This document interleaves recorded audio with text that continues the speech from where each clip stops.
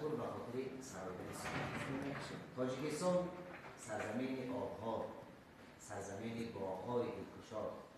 بعض موقع هم صدایت فارغ است، زندگی به تو برایم متم است.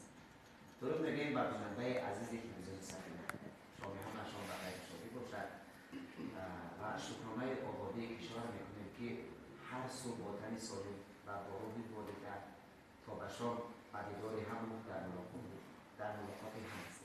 خب دوستان عزیز، مهمان نوبتی برنامه شام بخیر هنرمند خیلی جوان، عضو انسامبل شهرنامی فیلارمونی دولتی جمهوری تاجیکستان به نام اکاشریف جورایف، محمد تابع خرسند هستند که خیر مقدم میخوام.